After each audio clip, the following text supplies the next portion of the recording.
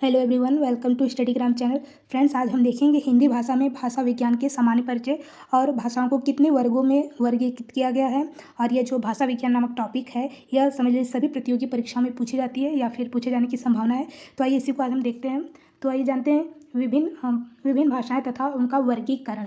तो विभिन्न भाषाओं में सबसे पहले देखेंगे पारिवारिक वर्गीकरण कैसा है। तो पारिवारिक वर्गीकरण में विद्वानों ने विश्व की विभिन्न भाषाओं को पारिवारिक वर्गीकृत किया गया, जो एक भाषा से दूसरी भाषा को और समीपता या निकटता बतलाती है। तो देखेंगे भारूपी, सबसे पहले भारूपी परिवार की भाषाएं देखेंगे कि भारूपी परिवार भाषा में कितने कितने जो है वर्ग आते हैं। तो जो भारूपी परिवार की जो भाषा है, इसमें दो वर्ग हैं, सतम वर्ग और केतुम वर्ग। सतम वर्ग में क्या है कि सतम वर्ग में भारत, ईरानी, बाल्टो, स्लाविक, अल्बानी, अर्मीनी, ये सतम वर्ग में आते हैं। केतुम वर्ग में जो इटालिक है, तोखारी है, ग्रीक है, जर्मनिक, केल्टिक और हिटाइट या हित्ती, ये सब जो है केतुम वर्ग में आते हैं। तो इस तरह से जो पारिवारिक परिवार का जो भाषाएं हैं या वर्गीकृत है जो भारूपी परिवार में, तो सतम वर्ग और केतुम वर्ग, ये दो वर्ग आते हैं। आगे देखते हैं जो भारतीय आर्य भाषाएं। तो भारतीय आर्य भाषा में सबसे पहले देखेंगे प्राचीन भारतीय आर्य भाषा। इनका जो अवधि है वो 1500 ईसा पूर्व से 500 ईसा पूर्व तक माना जाता है, प्राचीन भारतीय आर्य भाषाएं। तो प्राचीन भारतीय आर्य भाषाओं को भी दो भागों में विभाजित किया, एक वैदिक संस्कृति और एक लौकिक संस्कृति। तो वैदिक संस्कृति में हम जानते हैं कि संहिता, ब्राह्मण, उपनिषद, ये सभी जो है वैदिक संस्कृति के अंतर्गत आती है। ये जो है वैदिक संस्कृति, ये प्राचीन भारतीय आर्य भाषाएं हैं, जो कि इसमें वैदिक संस्कृति में संहिता, ब्राह्मण, उपनिषद, ये वैदिक में आती है। लौकिक संस्कृति भी जो है प्राचीन भारतीय आर्य भाषा का भाग है। तो जो लौकिक संस्कृति है, तो उसमें मात्र जो संस्कृत होता है, जैसे पाणिनि के जो अष्टाध्यायी नामक ग्रंथ है, वो लौकिक संस्कृत के अंतर्गत आएगी, अष्टाध्यायी। आगे देखते हैं कि जो संहिता है, संहिता में कौन कौन से वेद हैं। तो संहिता में जो है 4 वेद हैं, ऋग्वेद, यजुर्वेद, सामवेद और अथर्ववेद। आगे देखते हैं कुछ इंपॉर्टेंट तथ्य कि वैदिक संस्कृत में जो वर्ण होते हैं वो कुल 52 यानी 52 वर्ण होते हैं, और जो स्वर हैं वो 13 स्वर तथा 39 व्यंजन थे। आगे देखते हैं उसके बाद मध्यकालीन भारतीय आर्य भाषाएं। मध्यकालीन भारतीय आर्य भाषा जो उसकी जो समय सीमा या अवधि है वो 500 ईसा पूर्व से है, 500 ईसा पूर्व से 1000 ईस्वी तक है, जो मध्यकालीन भारतीय आर्य भाषा। और ये जो मध्यकालीन भारतीय आर्य भाषा है, ये अभी दो भागों में है। कौन कौन से? तो पाली भाषा और दूसरा प्राकृत भाषा। पाली भाषा को क्या कहते हैं? तो प्रथम प्राकृत भी कहा जाता है। प्रश्न ऐसा भी पूछा जा सकता है कि जो प्रथम प्राकृत है उसे अन्य किस नाम से भी जाना जाता है? तो पाली भाषा के नाम से जाना जाता है, पाली भाषा या प्रथम प्राकृत। अब फिर दूसरा है जो प्राकृत भाषा। तो प्राकृत भाषा को द्वितीय प्राकृत कहा जाता है। तो इस प्रश्न ये भी पूछा जा सकता है कि द्वितीय प्राकृत किसे कहा जाता है, पाली भाषा को या फिर सिर्फ प्राकृत भाषा को? तो द्वितीय प्राकृत जो है केवल प्राकृत भाषा को कहते हैं, और प्रथम प्राकृत जो है वो पाली भाषा है। तो ये जाने कि जो मध्यकालीन भारतीय आर्य भाषा है वो पाली भाषा और प्राकृत भाषा है, और इसकी जो समय सीमा है मध्यकालीन भारतीय आर्य भाषा वो 500 ईसा पूर्व से 1000 ईस्वी है। आगे देखते हैं कि मध्यकालीन भारतीय आर्य भाषा में पाली, प्राकृत, ये देख लें। अब इसके बाद जो है तीसरा है अपभ्रंश भाषा, यानी इसको तृतीय प्राकृत कहते हैं। इसका विकास बाद में हुआ, सबसे पहले पाली आया, फिर प्राकृत आया, फिर उसके बाद अपभ्रंश भाषा। तो अपभ्रंश भाषा को तृतीय प्राकृत कहा जाता है। तो प्रथम प्राकृत क्या हुआ? पाली भाषा, और द्वितीय क्या हुआ? प्राकृत, और तीसरा क्या हुआ? तृतीय प्राकृत, अपभ्रंश भाषा। आगे देखते हैं, आगे हम जानेंगे जो अपभ्रंश। सबसे पहले जानते हैं पाली भाषा। अब इसके कुछ जो विशेषताएं हैं, जो मुख्य तथ्य टॉपिक हैं, उसको जान लेते हैं जो इंपॉर्टेंट की है। तो पाली भाषा का जो प्रथम प्राकृत है, इसका जो समय सीमा पूछा जाता है पाली भाषा का, तो 500 ईसा पूर्व से 1000 ईस्वी तक इसकी जो अवधि है। अब देखते हैं आगे कि पाली भाषा का जो क्षेत्र है वो मध्य देश या सर्वसम्मति के अनुसार, यानी बहुत लोगों ने जो पाली भाषा का जो क्षेत्र माना वो मध्य देशी माना गया है। आगे देखते हैं कच्चायन के अनुसार जो पाली ध्वनियाँ हैं वो 41 हैं, जिनमें 8 स्वर हैं, 43 और 33 व्यंजन है। कच्चायन ने माना है। बहुत सारे विद्वानों ने अलग अलग पाली भाषा का जो है उसकी जो ध्वनियाँ, व्यंजन, स्वर अलग अलग माना है। तो कच्चायन ने क्या माना है? पाली ध्वनिया को 41 है, और इसके जो स्वर है 8 हैं, और 33 क्या है? व्यंजन है। आगे देखते हैं जो अगला विद्वान है मुगलायन। मुगलायन ने जो पाली का जो पाली ध्वनिया है उसमें 43 जो है, कुल ध्वनिया 43 मानी है, जिनमें जो स्वर हैं 10 माने हैं और 33 व्यंजन। आगे देखते हैं कि यह भारत की प्रथम देश भाषा है। तो प्रथम देश भाषा कौन सी है? तो पाली भाषा। केवल इतना ही प्रश्न पूछा जा सकता है कि भारत की प्रथम देश भाषा कौन सी है? तो प्रथम देश भाषा कौन सी है? पाली भाषा। आगे देखते हैं कि जो बौद्ध ग्रंथ पाली भाषा में ही लिखा गया है। तो ये तो सब जानता है कि जो बौद्ध ग्रंथ है वो किस भाषा में लिखा गया, तो ये प्रथम प्राकृत यानी पाली भाषा में लिखा गया। अब आगे देखते हैं बौद्ध ग्रंथ साहित्य कौन कौन से है। तो त्रिपिटक बौद्ध ग्रंथ साहित्य है, और बुद्ध घोष का विशुद्धिमक, ये भी क्या है? बौद्ध ग्रंथ है। और तीसरा है जो अट्ठ कथा, यह भी बुद्ध घोष का है, जो कि बौद्ध ग्रंथ में लिखा गया है। आगे देखते हैं प्राकृत भाषा यानी द्वितीय प्राकृत, और इसकी जो समय सीमा अवधि है वह 1000 ईस्वी से 500 ईस्वी तक है। आगे देखते हैं प्राकृत भाषा के जो उसके कुछ महत्वपूर्ण विशेषताएं देखते हैं। तो जो प्राकृत भाषा है यह प्राचीनतम जनभाषा रही है। तो जनभाषा कौन सी रही है? तो प्राकृत भाषा रही है। भरत मुनि के जो नाट्यशास्त्र ग्रंथ जो है सर्वप्रथम विचार किया गया किसमें? तो प्राकृत भाषा में। आगे तीसरा जो है टॉप पॉइंट देखते हैं कि हेमचंद को प्राकृत का पाणिनि माना जाता है। तो प्राकृत का पाणिनि किसे माना जाता है? तो हेमचंद जी को। आगे देखते हैं कि वर रुचि प्राकृत के वैयाकरण वर्गीकरण है और इसके ग्रंथ का जो नाम है वो प्राकृत प्रकाश है। तो प्राकृत प्रकाश किसका है? तो वररुचि है। वररुचि क्या है? तो प्राकृतिक वैयाकरण है। आगे देखते हैं जैन साहित्य के जो प्राय प्राकृत भाषा में रचे गए हैं। तो हमने देखा कि जो बौद्ध ग्रंथ है वो पाली भाषा में रचे गए और जो जैन ग्रंथ होते हैं वो किस में रचे गए हैं? तो प्राकृत भाषा में। तो देखेंगे जैन साहित्य का जो प्रमुख ग्रंथ है वो कौन सा है? तो जो जैन साहित्य का जो ग्रंथ है वो गढ़वो है, जो वाक्पतिराज का है, सेतुबंध प्रवरसेन का है। आगे जो गाथा सप्तशती है वो हाल द्वारा लिखा गया है।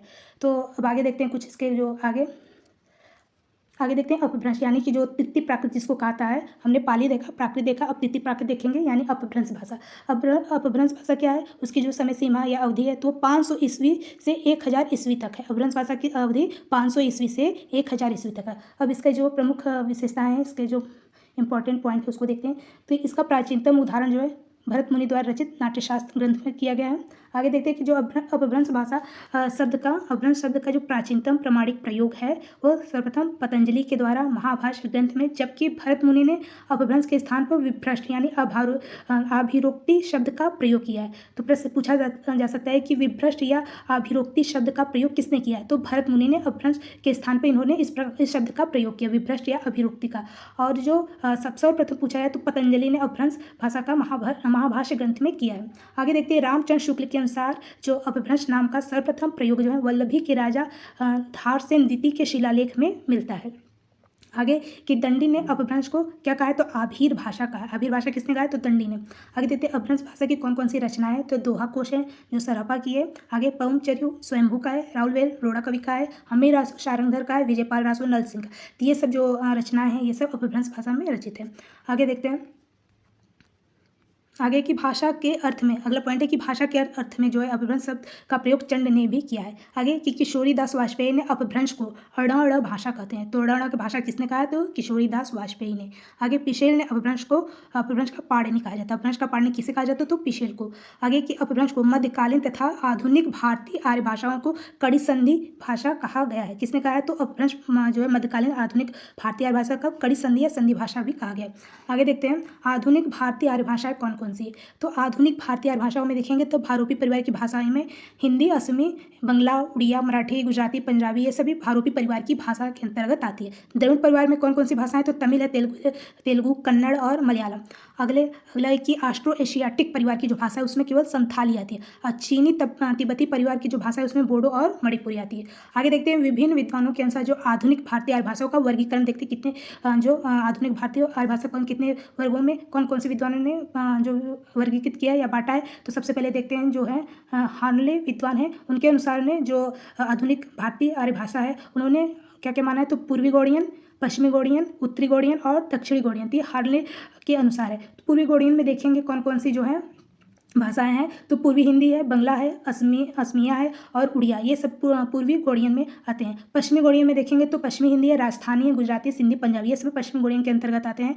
और उत्तरी गौड़ियन में क्या है? गढ़वाली है, नेपाली है और पहाड़ी है। दक्षिणी गौड़ियन में केवल मराठी है। तो ये जो गौड़ियन के अनुसार वर्गीकृत किया है आधुनिक भारतीय भाषा तो हार्नले ने किया है। आगे देखते हैं अगला विद्वान जो है धीरेन्द्र वर्मा के अनुसार। धीरेन्द्र वर्मा ने क्या किया? आधुनिक भारतीय भाषा में को उद्दिच्य में, प्रतीच्य, मध्यदेशीय, प्राच्य और दक्षिणात्य वर्गों में विभाजित किया है। तो उद्दिच्य में देखें कौन कौन सी भाषाएं आती हैं। तो उद्दिच्य में सिंधी, लहदा, पंजाबी ये उद्दिच्य में आती है। प्रतीच्य में केवल गुजराती है। मध्यदेशी में राजस्थानी है और पश्चिमी है, हिंदी है, पूर्वी हिंदी और बिहारी, ये किसमें आते हैं? तो मध्यदेशी में। प्राच्य में उड़िया आता है और दक्षिणार्थ में असमिया, बंगला और मराठी ये दक्षिणार्थ में आते हैं। तो इस तरह से जो आधुनिक भारतीय भाषा हार्नले ने अलग बताए हैं और धीरेन्द्र वर्मा ने अलग जो है पारिवारिक वर्गीकृत किया गया।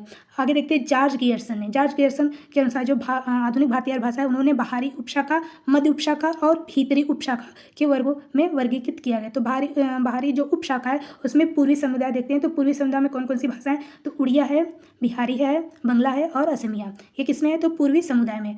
आगे देखते हैं पूर्वी समुदाय के अलावा जो है बाहरी उपशाखा में दक्षिणी समुदाय भी आते हैं। दक्षिणी समुदाय में केवल मराठी भाषा है। आगे कि मध्य उपशाखा में मध्यवर्ती समुदाय आते हैं, यानी कि पूर्वी हिंदी।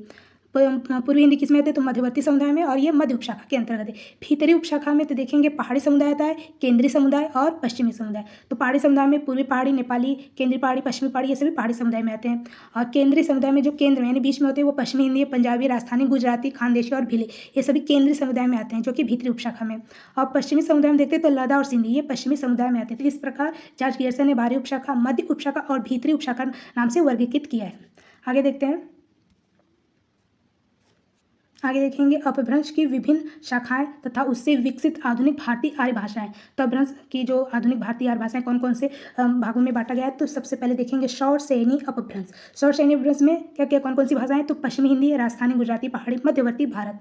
मागधी अपभ्रंश में क्या क्या है, तो बिहारी है, बंगला है, उड़िया है और असमिया। ये सभी पूर्वी भारत की जो भाषा है वो किसमें आती है, मागधी अपभ्रंश में। पूर्वी भारत की भाषा है मागधी अपभ्रंश में। आगे देखते हैं अर्ध मागधी अपभ्रंश में क्या है, तो पूर्वी हिंदी है और मध्य पूर्वी भारत की भाषा है। आगे है कि प्राचट पैशाची अपभ्रंश। प्राचट पैशाची अपभ्रंश में सिंधी, लद्दा, पंजाबी ये पश्चिमी उत्तर भारत की जो है भाषा है। महाराष्ट्रीय अपभ्रंश में मराठी और दक्षिणी भारत की ये भाषाएं हैं मराठी अपभ्रंश में। आगे देखते हैं प्रमुख आधुनिक भारतीय भाषा और उनकी बोलियां। तो सिंधी में देखें कौन कौन सी बोलियां हैं, तो बिचौली है, लासी है, लाड़ी है, थरेली और कच्छी, सिराइकी। और मराठी में जो बोलियां हैं वो कोंकणी आती है, नागपुरी, कोष्ठी, थगरी और महारी। लांदा बोलियां, लांदा में कौन कौन सी बोलियां, तो पश्चिमी पंजाबी, हिंदकी, डिलाई और मुल्तानी। पंजाबी में देखें कौन कौन सी बोलियां है, तो डोंगरी है, दुआबी है, राठी है और माझी है। आगे उड़िया, उड़िया में कौन कौन सी बोलियां हैं, तो संबलपुरी, देसिया, कटकी, गंजामी। तो इस प्रकार से ये इसमें उड़िया में आते हैं। तो हमने देखा कि प्रमुख भारतीय जो आधुनिक भारतीय भाषा है उनकी बोलियों को हमने देखा। आगे देखते हैं कि हिंदी शब्द की व्युत्पत्ति। हिंदी शब्द की व्युत्पत्ति क्या कौन कौन से विद्वान ने क्या क्या माना है, तो हिंदी शब्द की जो व्युत्पत्ति है यानी उत्पत्ति है, तो भोलानाथ तिवारी ने कहा है कि हिंदी शब्द की जो उत्पत्ति है वो हिंदू शब्द से हुई है, यानी जो संस्कृत शब्द का सिंधु का रूपांतरण किया गया है किसका, तो हिंदू शब्द से। आगे देखते हैं कि जो हिंदू शब्द की व्युत्पत्ति ग्रीक शब्द यानी इंदोस या सिंधु से हिंदो या हिंद के या हिंदी का से इंडिया शब्द से बनाया गया है यानी हिंदी की। आगे देखते हैं हिंदवी शब्द का सर्वप्रथम प्रयोग अबू सईद ने भी किया है। आगे देखते हैं कि जो हिंदी शब्द की व्युत्पत्ति है वो हिंदस्ती या दुष्टान, इस तरह से इन्होंने हिंदी शब्द की व्युत्पत्ति को माना है। आगे है कि भाषा के अर्थ में हिंदी शब्द का प्रयोग कैसे किया गया, तो भाषा के अर्थ में हिंदी शब्द का प्रयोग जो है, हिंदी भाषा जो है वो फारसी व अरबी शब्द से लिया गया है। जो हिंदी शब्द है वो फारसी या अरबी शब्द जिसको कहते हैं। आगे देखते हैं कि ईरान के बादशाह नौशे रवा ने पंचतंत्र का जो अनुवाद वह ज़बान हिंदी से कलीला व दिमना नाम से करवाया। तो किसने, तो ईरान के जो बादशाह हैं नौशे रवा, उन्होंने पंचतंत्र का अनुवाद किया और ज़बान हिंदी कलीला व दिमना नाम से करवाया है। आगे देखते हैं कि सरफुद्दीन यज़दी ने जो ज़फ़रनामा में हिंदी शब्द का प्रयोग किया है। तो ज़फ़रनामा हिंदी शब्द का प्रयोग किसने किया सर्वप्रथम, तो सरफुद्दीन यज़दी ने। आगे कि अमीर खुसरो ने भी हिंदी शब्द का प्रयोग किया। ये जो खड़ी बोली के सम्राट कहा जाता है अमीर खुसरो को खड़ी बोली के। आगे देखते हैं कि नूर मोहम्मद की एक उक्ति है यानी इनका एक वक्तव्य है, कथन है कि हिंदू मत पे पावना राखियो। तो ये नूर मोहम्मद के साहब द्वारा लिखा गया। तो ये भाषा के अर्थ में इस तरह से हिंदी शब्द का प्रयोग किया है। कुछ इंपॉर्टेंट तथ्य है कि जो चीनी लोग हैं वो भारत को इंतु नाम से पुकारते हैं। तो इंतु नाम से कौन पुकारते हैं, तो चीनी लोग भारत को इंतु नाम से भी पुकारते हैं। तो आज हमने देखा कि जो भाषा विज्ञान में कितने भागों में बांटा गया है, प्राचीन भाषा, मध्य भारतीय भाषा, आधुनिक भारतीय भाषा और उनकी जो कौन कौन सी बोलियाँ हैं। इस तरह से आज हमने इस वीडियो में जाना और भी कुछ ऐसे महत्वपूर्ण टॉपिक को हिंदी भाषा में और भी जो उसके प्रमुख अलग अलग जो कथन है उसके टॉपिक को देखेंगे नेक्स्ट वीडियो में। जय हिंद।